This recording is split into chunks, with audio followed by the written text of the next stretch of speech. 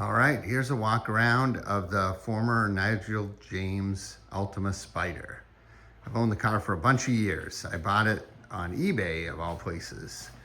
And it sat here in my garage, heated garage, up on the lift above my other car, doing nothing for all that time, which is kind of a waste, but it was a fun conversation piece. So apparently, this car has some unique features over other Ultimas of the time.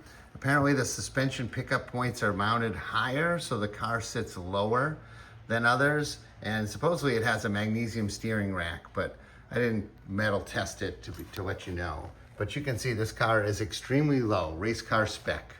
It has dual master cylinders, as you know, to adjust brake bias, and it has a big old radiator down here. It has adjustable coilovers, conies I think they are, and we'll see more of those. So that's what's up in the front. The car sits on an old pair of Avon slicks. They are hard as stone, but they mostly hold air. It takes about a month for them to lose air, which is not too terrible, I guess. This is what the dashboard looks like. You have your tachometer and some gauges, very few switches. There's some stuff for a fire suppression system, which is located over there. As you can imagine, it is not charged. Here's an interesting thing about the car. It is sort of right-hand drive, but the shifter is on the right-hand side, and then the shift pattern is backwards. It's left to right reversed. I'm not sure why that is, but that's the way it is. There's a removable Momo steering wheel, and it has this race seat, which is a little high for my standards, but so very upright. There's the cage. All right, let's get to the meat of the thing. Back here is a big old small block Chevy. I'm not sure where you're from, but if you're from the UK, this is like circle track American race car spec here. In fact, it's really high spec. It has a dry sump system in it, and the oil pump's over there. Oil pump and fill is over there. It uses an MSD ignition. It has a big coil on it, and everything is filtered and AN tubing. So you have oil coolers on the side.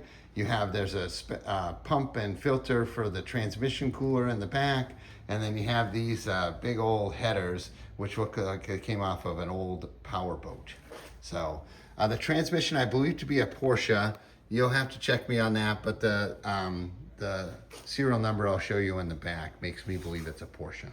So I believe the engine was made by this company, Rare Morrison, which is in the US, and they are a high-end engine builder. And that looks to be appropriate with what they made at the time. When I bought the car, there was something similar on their website to this powertrain. So right now, I think they moved on to LS blocks, but it's pretty common of the day, very high performance engine. The wheels are mismatched. On the front, there's 4-bolt, lightweight wheels. And on the back, so at some point they switched it to a 5 lug uprights. I actually, in the attic of my garage, have a spare set of 4-bolt uprights, but I cannot imagine running 4 lugs with an engine like that. That would seem like a recipe for disaster. This is how the car opens up. You open the clamshells front and rear, and then believe it or not, these are the high-tech prop rods that it came with. So, out back, you have 2 of the loudest exhaust silencers I've ever heard in my life. Honestly, this car, I've done circle track racing and other things, and this is the loudest car I think I've ever heard in all my days. So let's look back here. I'm not sure what you're looking for, but I just can just show off. Okay, there's your Coney coilovers you can see there. There's the chassis, which you can see. This is the shift linkage here, so a smarter man might be able to reverse it so the shift pattern would go back to normal. There's a oil reservoir there, and then you can see that the serial number for the transmission starts with a 950, so that makes me believe it's a Porsche it's a 5-speed. So that's kind of the whole shooting match. I hope that shows you the car. It starts, I'll show you a startup video, but there's some problem with the clutch, which basically it will not disengage. So I can start the car in neutral, or I can, I know the transmission works because I can bump the car, you know, with using the starter in all of the gears, and it will move forward. So that's what I know. Thanks for watching the video. I really enjoyed having this thing grace my garage, but I feel like I kind of wasted it a bit by not racing it. I drove it one time in an autocross about 14 years ago. So thanks again. Hope happy bidding. I hope it goes to a good owner. Oh, a couple of things I want to show you.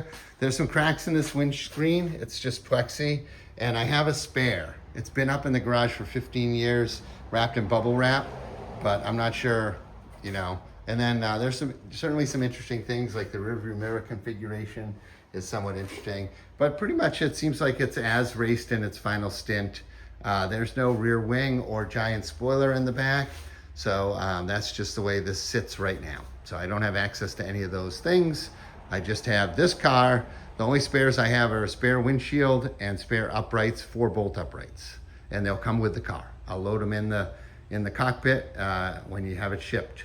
I can help arrange shipping to anywhere you want. If you're paying, I'll help the guy load it up. Thanks.